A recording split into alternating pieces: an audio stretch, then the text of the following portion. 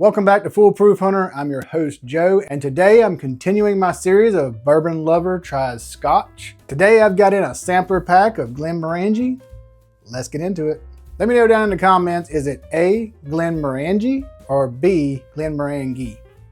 I'm pretty sure it's Glenmorangie, but y'all let me know down in the comments which one it is. So I saw this the other day at the liquor store and I was very interested in it because I'm always trying different scotches and whiskeys and other things like that outside the bourbon world. And when I saw this, I think it was around $32, $35. So what it is a 4-piece, 2-ounce sampler. So I haven't done any research on any of these. I don't know any of the tasting notes or anything like that, proof points or anything. I'm going into this completely blind. I already do own a couple bottles of Glenmorangie. We'll get to those eventually. They're kind of specialty bottles. We'll get to their own review eventually.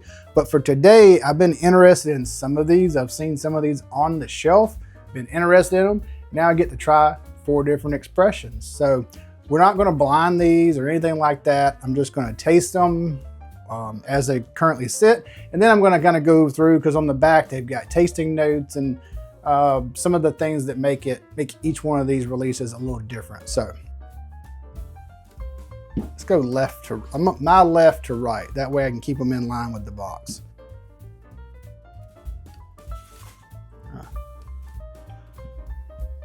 Ghost in here. Thought I was just got. So I'm gonna pour these up, go through each one of them, give some general tasting notes, see which one I like, and then maybe we'll see about getting a bottle of one of these. So hopefully I like all of them. I tend to like scotches, so let's get these poured up, see what I think. Is there a pull tab? Why is there a pull tab? That's cool. So, we ain't gonna fool with that little pull strip. I might have just jacked that up. Silly American. Pull the strap, Joe.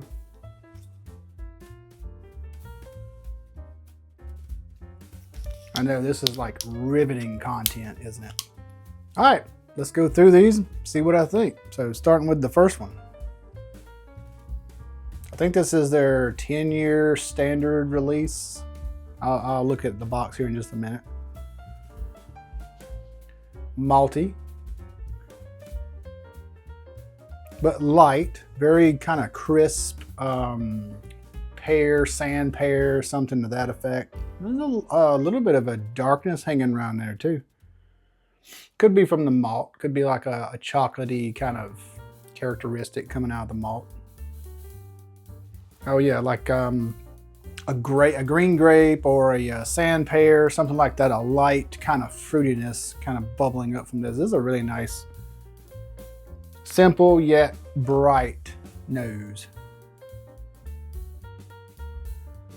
All right, on the palate.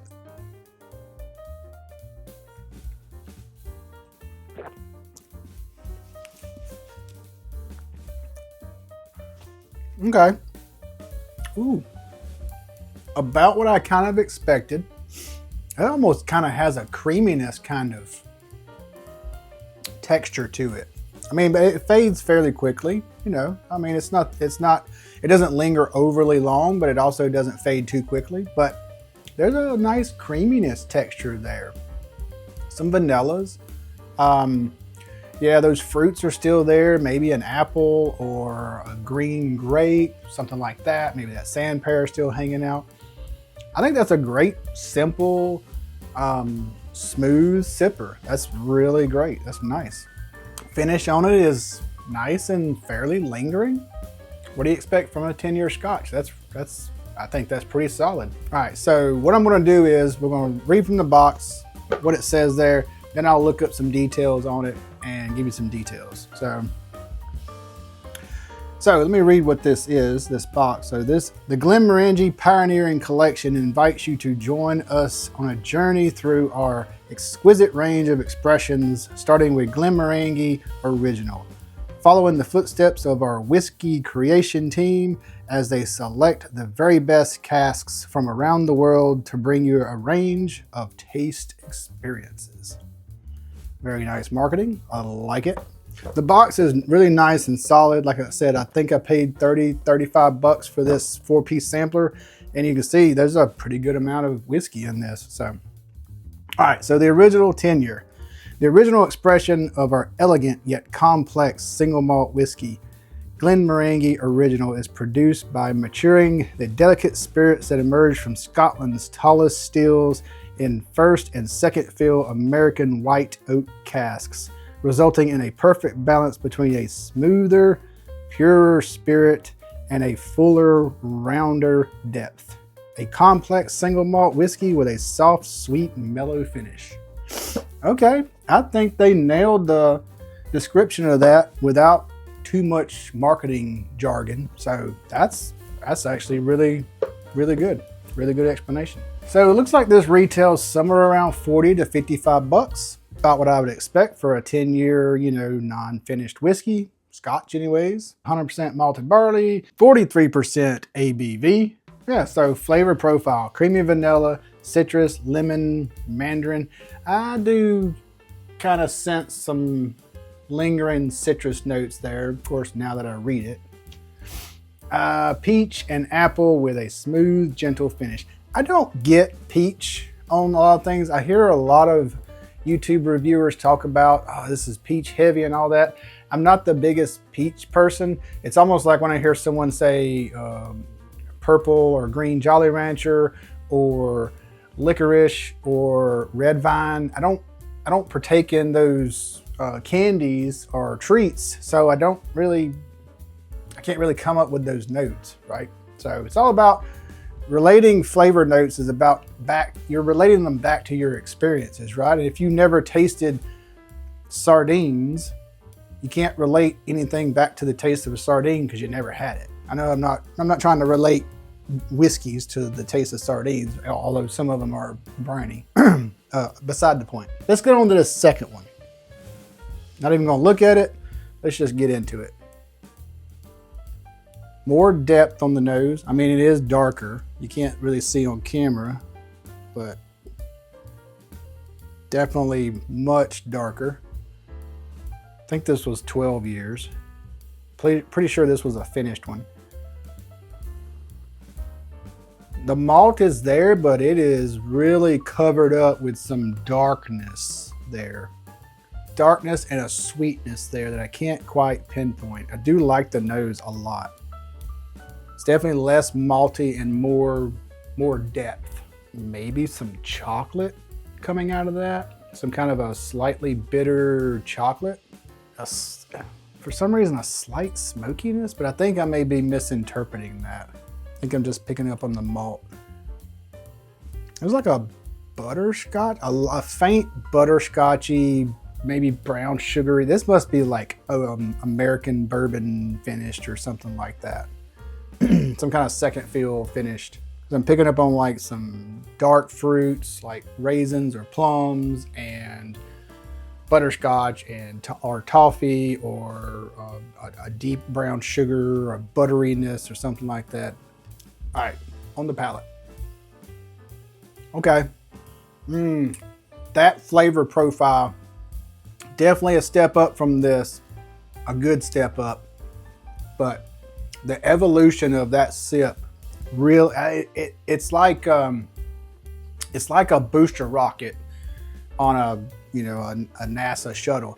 It's going, boom, afterburners, poof, and it just blasts off. When it hits your palate, you can sense that darkness, you taste the maltiness, but all of a sudden on the mid palate, it just lunges forward with some deep, dark, brown sugars and toffees or light chocolate, caramel, butterscotch, something like that, kind of hanging in there. Nice kind of light, buttery mouthfeel.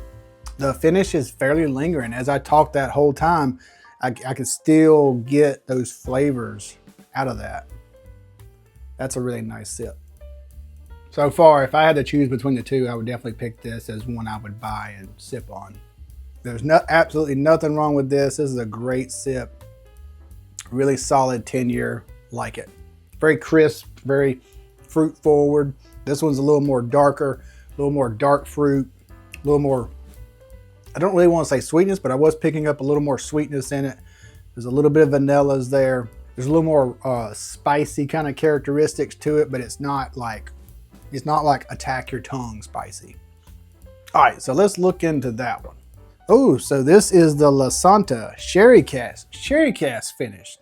Okay, that makes sense on some of the fruit notes. Got it. Aged 12 years. I'm not even going to try to pronounce this correctly. Oh, I'm going to butcher so many of these words. Redolent with the warmth and passion of Jerez, Glenmorangie Lasanta is characterized by rich, spicy, nutty notes. I didn't get nutty, but I guess I could have got maybe a hazelnut or an almond out of that. Nutty notes from the highest quality Spanish Oloroso and Pedro Jimenez sherry casks. Oh, so it's double cask finished. Okay, so Oloroso sherry, Spanish Oloroso and Pedro Jimenez. Selected for extra maturation. An elegant and full-bodied single malt whiskey with a wonderfully long and smooth finish. Agree 100% with all of that.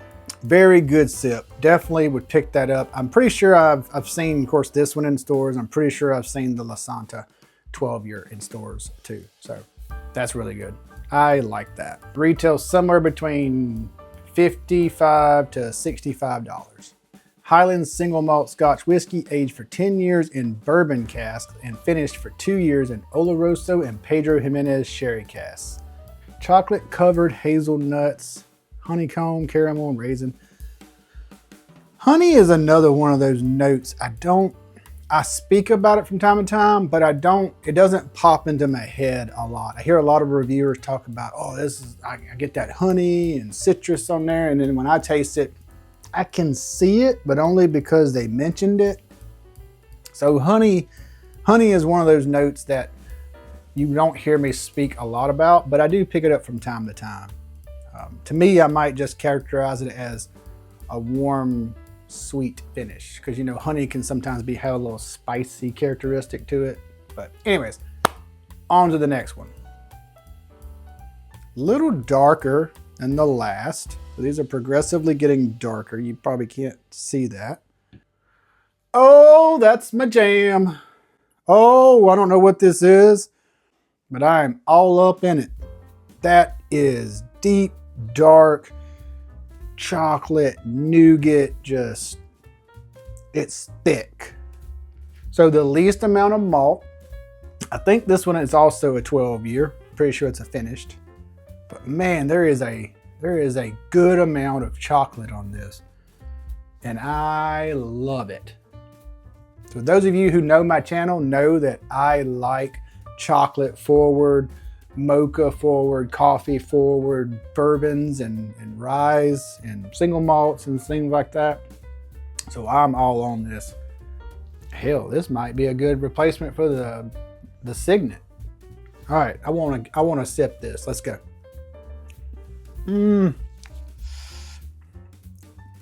Very, very, very, the malt is very turned down on it. I don't want to say it's turned down, but it's probably overshadowed by the depth and darkness that comes from this sip.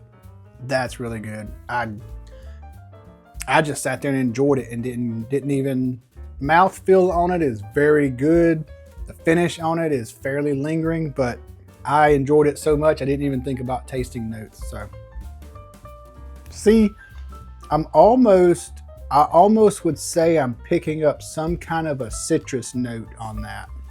Like just an orange or something like that. Some orange zest, like not necessarily like you bit into an orange, but you ever had a cocktail where they express the oils and it just kind of mists?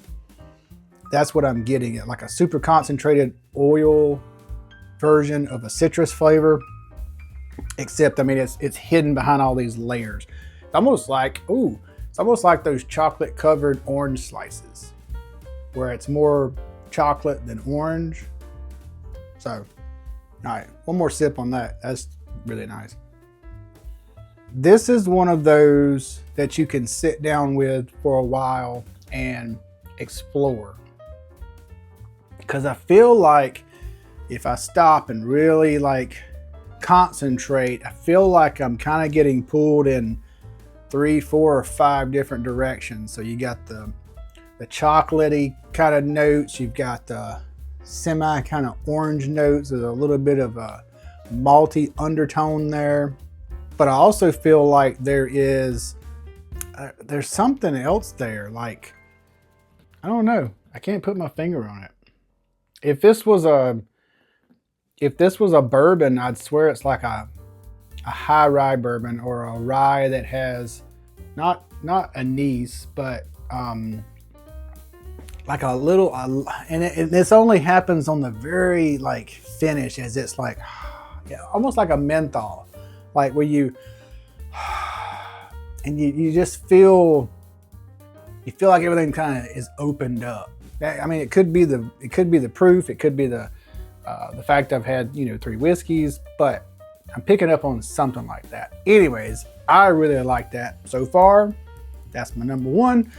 I mean, all right, let's check out some deets on it. So I'm gonna butcher some of these too. So y'all let me know in the comments. Quinta Ruban, port cask. That's why it's all that chocolate in us. Port cask. That is a really nicely done port cask finish. Okay, that makes sense. Ruby red in color and inspired by our visits to the Quintas of the Iberian Peninsula. Okay. This is very dark back here too. So I know it doesn't look it, but it's very dark. So I'm relying on these overhead lights to try to light this up. Anyways, Glenmorangie Quinta Ruban owes its velvet rich smoothness and long finish to the highest quality Portuguese port cask selected for extra maturation and voluptuously smooth single malt whiskey with a complex balance of sweet and dry flavors. Dry flavors. Definitely some sweetness there. Definitely smooth. Didn't really pick up on much of the dryness, but that also could be me interpreting that mentholness or mintiness. Wasn't really a mintiness, just a cooling effect.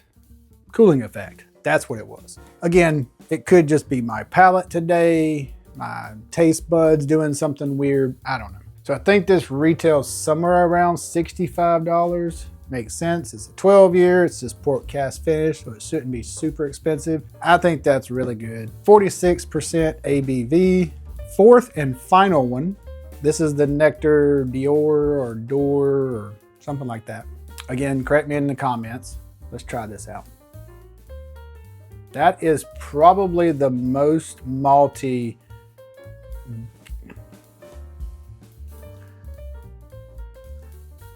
Okay, not quite as malty as the first one. There's a little bit of darkness here, but the darkness is more like, definitely more vanilla on this one. And the smell of it, do you ever smell something and just know that it's creamy? With this, it smells velvety. It smells buttery. Lots of vanilla, malt, and then there's a little bit of a, I don't want to say chocolate. There is something else there, but I'd say it's more, let's just call it more of like a nougat, more of a sweet, I don't know, amalgamation of a bunch of things. Like if you combined a dark brown sugar and, I don't know, Cool Whip and a few other things and made this thing that's, I don't know what I'm saying. I don't know. I know I like it, but there is something else going on there that complements this really well. I think the nose on this one is probably the most well balanced between sweetness, the way it feels like there's a texture to it. I do think that this one is probably the most balanced nose. My favorite is, of course, this, but the nose on this one is really good. I don't know if that makes sense. All right, let's try it. Well, I was right. Very velvety, very buttery on the mouthfeel. Coats the entire tongue very nicely. Finish falls pretty quickly off, but the flavors that are there are sweet, buttery, and there's like a chocolatey nougat something there. Less chocolate, more nougat. I wish I could describe it better for you guys. That palette is nice. Okay, I've got it narrowed down. Not chocolatey, not nougat. What I think I'm interpreting is sometimes I'll say a scone with like some kind of a sweet glaze over it. Or if the scone had some kind of fruit in it. Oh, like a, not necessarily a raspberry or strawberry.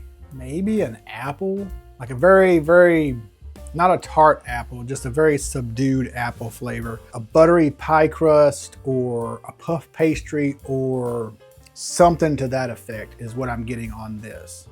And that's, I'll say again, the mouthfeel, the nose, and now the palate on this one is probably the most balanced. No one flavor punches harder than the others. The finish does kind of linger on a little bit. I mean, I'm still picking up on some of that, and now maybe there's a little bit of orange or honey in there. Now that honey's in my head, ooh, I could sit and sip that. I mean, I could sip literally all of these. All right, so let's get to some details. So this is the Nectar Dior. Again, I'm gonna butcher all this. Sauternes cask finished, aged 12 years. So all these three are 12 years. This is a 10 year. So this is a 10 year, and then this is their, I'm assuming 10 year like this, but 2 years finished in their respective barrels. Literally the golden drink of the gods. Well, no wonder I liked it. Glenmorangie Nectar Dior derives its lemony? Oh, I did say citrus at one point, didn't I? Lemony honey. I said honey, but I don't know if I really meant it. Lemony honey, silkiness, and sumptuous finish from the rare Sauternes. I don't know. Barricks, I don't know. From the most renowned, I cannot read this. From the most renowned French vineyards selected for extra maturation. A rich, fruity flavored single malt whiskey with a long and lusciously sweet finish. Okay, I mean, I can get on board with that. Not too much marketing jargon, but okay, for the most part, good description on each, except for, you know, some of the long lingering finishes and whatnot. Depends on your definition of a long lingering finish, because technically, you know, you can drink a sip of something and still taste it 10 minutes later.